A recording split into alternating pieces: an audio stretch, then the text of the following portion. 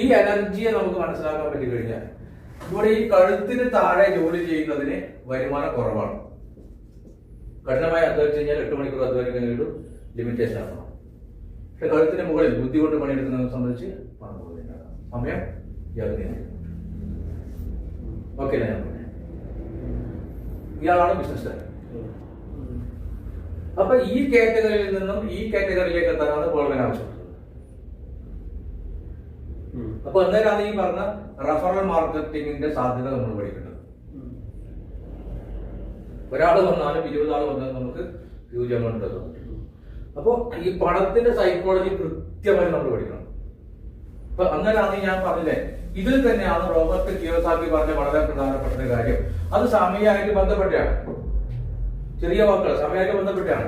മറ്റുള്ളവർ ചെയ്യുന്ന കാര്യം ചെയ്യാതിരിക്കുക എന്ന് വെച്ചാൽ ചെയ്യേണ്ടെന്നല്ല അതിന്റെ അർത്ഥം, ചെയ്യാതിരിക്കുക. ഇതിനുപയോഗിക്കുന്ന സമയമാണ് അയാൾ പറഞ്ഞതിന്റെ അർത്ഥം. വെറുതെ ഫേസ്ബുക്ക് നോക്കുന്ന സമയം അരമണിക്കൂർ അല്ലേ? ഇങ്ങനെ നമ്മൾ പല സുഹൃത്തുക്കളുമായിട്ട് വെറുതെ സംസാരിക്കുന്നു 1.5 മണിക്കൂർ. ഈ സമയമാണ് ലോകത്തെ ഏറ്റവും വലിയ ഇൻവെസ്റ്റ്മെന്റ്, ഏറ്റവും വലിയ മൂല്യം. ഈ സമയത്ത് നമുക്ക് ഒരിക്കലും തിരിച്ചു വിളിക്കാൻ പറ്റില്ല. ഈ സമയം നിങ്ങൾക്ക് വ്യക്തമായി ഉപയോഗിക്കാൻ കഴിയുമെങ്കിൽ നിങ്ങൾക്ക് നിങ്ങളുടെ കഴിവിനെ വർദ്ധിപ്പിക്കാം. ഇപ്പൊ നിലവിലുള്ള കഴിവ് വർദ്ധിച്ചാൽ സ്വാഭാവികമായിട്ടും നിങ്ങൾക്ക് നിലവിലുള്ള പണം വരുന്നതിനേക്കാൾ കൂടുതൽ പണം വരും. വരില്ലേ? ഇതാണ് നമ്മൾ ടോട്ടൽ മനസ്സിലാക്കേണ്ട കാര്യം. അല്ലാണ്ട് അധ്വാനിച്ചാൽ പണം ഉണ്ടാക്കാൻ കഴിയുമെങ്കിൽ ഏറ്റവും കൂടുതൽ അധ്വാനിച്ച് നമ്മൾ 45 കൊല്ലം അധ്വാനിച്ചില്ലേ പണം എടുത്തു? നിങ്ങൾ ഗൾഫിൽ 5 കൊല്ലം ബിസിനസ് ചെയ്തിട്ട് നന്നായിട്ട് പൈസ ഉണ്ടായിട്ടേ. ഇതല്ലേ ഞാൻ പറഞ്ഞേ, 2 വർഷം ബിസിനസ് ചെയ്തപ്പോൾ മനീഷ് സാറിനെ സംബന്ധിച്ചിട്ട് മാസ വരുമാനം 5 ലക്ഷം രൂപ. ഈ 2 കൊല്ലം 8 മണിക്കൂർ പണിയെടുത്താൽ ഇദ്ദേഹത്തിന് 1000 രൂപ വെച്ച് നിങ്ങൾക്ക് വരുമാനത്തിൽ ഉണ്ടാക്കാൻ പറ്റും കൂടിക്കോ. ഇത് ഇദ്ദേഹം അധ്വാനിക്കുന്നതിന് പോലെ 10 പേരെ ഉള്ളൊരു കമ്പനിയാണ് ഇയാൾ ഉണ്ടാക്കിയതെങ്കിൽ എത്ര ഇയാൾ സമ്മതിക്കാൻ പറ്റും? അപ്പൊ സ്വാഭാവികമായിട്ടും മനീഷ് സാറ് സമയത്തിനെ നിയന്ത്രിക്കും. ഇത് തന്നെയാണ് ഞാൻ ഇന്നലെ പറഞ്ഞത്. സമയത്തെ നിങ്ങൾക്ക് നിയന്ത്രിക്കാൻ പറ്റുന്നത് എപ്പോഴാണോ അപ്പോഴാണ് നിങ്ങൾ സമ്പന്നനാവുക. 2020 മാട്രിക്സിന്റെ ഇത് ചിന്തിക്കുകയാണെങ്കിൽ ഇപ്പം ഇവിടെ മനീഷ് എന്ന് പറഞ്ഞൊരു വ്യക്തി എന്ത് ചെയ്തു? മനീഷ് ഒരു അക്കൗണ്ട് ഓപ്പൺ ചെയ്തു. പോൾവൻ ഇന്റർനാഷണലിൽ ഒരു അക്കൗണ്ട് ഓപ്പൺ ചെയ്തു.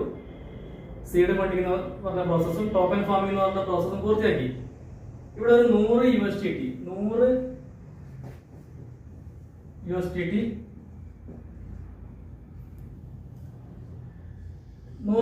ഫാമിംഗും സീഡ് ഫണ്ടിങ്ങും ഒക്കെ ചെയ്ത് 18,000ന്റെ ഒരു ഐഡി മാത്രം അടിച്ചിട്ട് ഇവിടെ നിൽക്കുന്നു. ഷാജി എന്ന വ്യക്തിയെ ജോയിൻ ചെയ്യിപ്പിച്ചു. ഇവിടെ ഷാജി എന്ന വ്യക്തിയെ മാത്രമാണ് ഒരാളെ ജോയിൻ ചെയ്യിപ്പിച്ചു. ഈ മനീഷ് ഇവിടെ കൊണ്ടുവന്നിരിക്കുന്നത് ഷാജിനെ മാത്രം ഇവിടെ കൊണ്ടുവന്നിരിക്കുന്നത് അല്ലെ, ഒന്നാമത്തെ ലെവൽ. അപ്പോ ഷാജി എന്ന വ്യക്തി 1 ലക്ഷം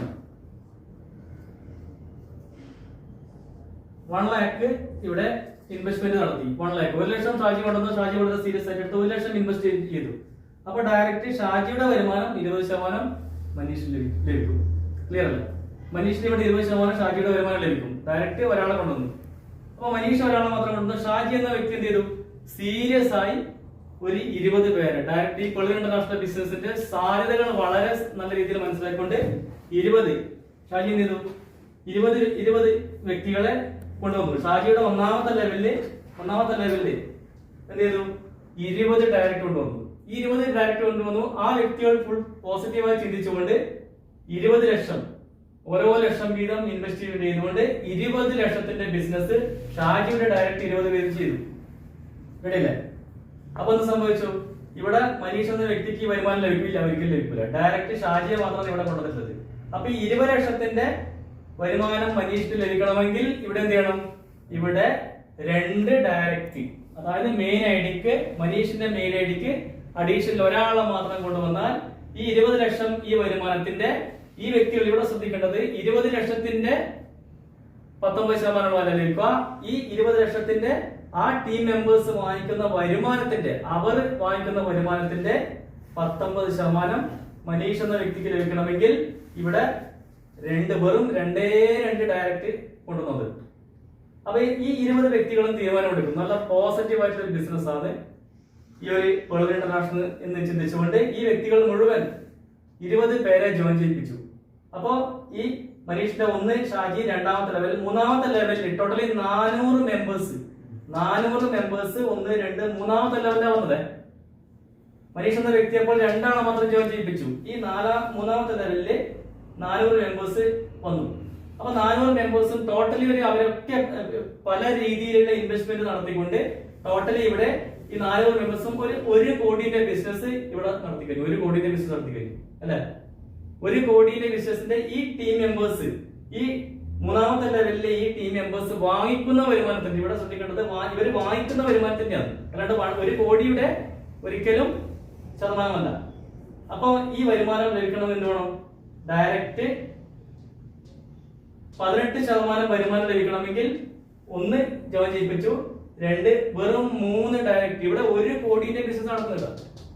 ഈ ഷാജി സാർ എന്ന് പറഞ്ഞ വ്യക്തിയുടെ ഈ ലെവലില് 1 കോടിയുടെ ബിസിനസ് ആ 400 ടീം മെമ്പേഴ്സും കൊണ്ടുവന്നു കഴിഞ്ഞു. വെറും 3 ഡയറക്റ്റ് റഫറൽ മാത്രം വെച്ചാൽ മതി.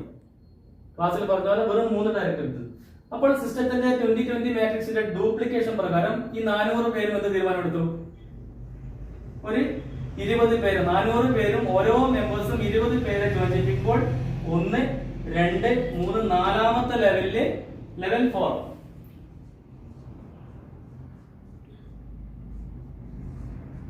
ലെവൽ 4 8000 മെമ്പേഴ്സ്, ടോട്ടലി 8000 പേര് 1 2 3 നാലാമത്തെ ലെവലിൽ വന്നു അല്ലേ. അപ്പൊ ഈ 8 ലെവലിലും ഒരു 5 കോടിയിലെ ഏറ്റവും ഷോർട്ട് ആയിട്ടില്ല, ഡിഫറന്റ്, വളരെ വ്യത്യസ്തമായിട്ടുള്ള 50,000, 1 ലക്ഷം, 2 ലക്ഷം, 5 ലക്ഷം ഒക്കെ ഈ 8000 പേരും ഇൻവെസ്റ്റ്മെന്റ് ചെയ്തുകൊണ്ട് 5 കോടിയുടെ ബിസിനസ് മനീഷ് എന്ന വ്യക്തിയുടെ 1ാമത്തെ ലെവല്, 2ാമത്തെ ലെവല്, 3ാമത്തെ ലെവല്, 4ാമത്തെ ലെവലിൽ ഈ ബിസിനസ് നടക്കുമ്പോൾ എന്ത് സംഭവിക്കും?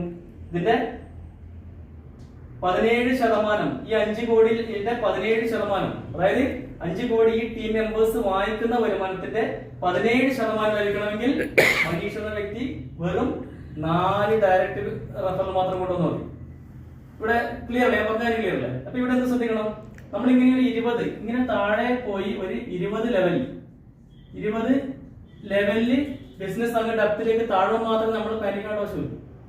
ആദ്യം നമ്മൾ എന്ത് ചെയ്യണം?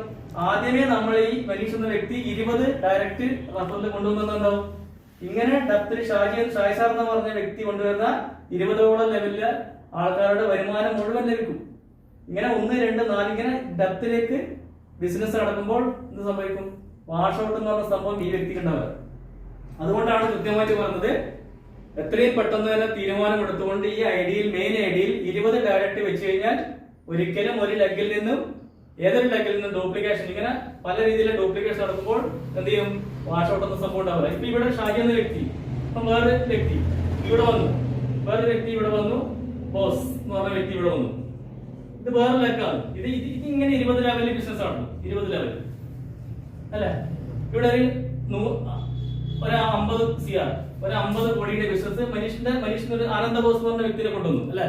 ഇത് ഷാജി എന്ന് പറഞ്ഞ വ്യക്തി ഇവിടെ ഇങ്ങനെ വരും, 2 ലെഗായി ഇവിടെ പ്രവർത്തിക്കുന്നുണ്ട്. ഇവിടെ 50 കോടിയുടെ ബിസിനസ് വരുമ്പോൾ ഒരു വാഷ് ഔട്ട് വരില്ല. ഡയറക്റ്റ് ഇവിടെ 20 റഫറൽ വെച്ചാൽ വാഷ് ഔട്ട് കൃത്യമായിട്ട് ഒഴിവാക്കാൻ പറ്റും. ഇതാണ് 2020 മാട്രിക്സിൽ ശ്രദ്ധിക്കേണ്ട കാര്യം എന്ന് പറഞ്ഞാൽ, നമുക്ക് ഡെപ്തിലേക്ക് എത്രയൊക്കെ ബിസിനസ് ഇറങ്ങുന്നു താഴെ, അന്നേരം മാത്രമേ നമ്മൾ പാനിക്കേണ്ട ആവശ്യമുള്ളൂ. അല്ലാണ്ട് ഇപ്പൊ താഴെ ഒരുപാട് 5 6 ലെവലില് ചെറിയ രീതിയിലെ ബിസിനസ് നമ്മൾ ടെൻഷൻ അടിക്കേണ്ട ആവശ്യമില്ല. പക്ഷേ ഈ മെയിൻ ഐഡി 20 റഫറൽ വെച്ചാൽ ഓരോ വ്യക്തികളും തീരുമാനം എടുത്തുകൊണ്ട് വലിയ ഇൻവെസ്റ്റ്മെന്റ് നടത്തി കഴിഞ്ഞാൽ വാഷ് ഔട്ട് ഒഴിവാക്കാൻ പറ്റും. ഇതാണ് റഫറൽ മാർക്കറ്റിംഗിന്റെ ഏറ്റവും കൂടുതൽ മനസ്സിലാക്കേണ്ട കാര്യം. Okay, thank you.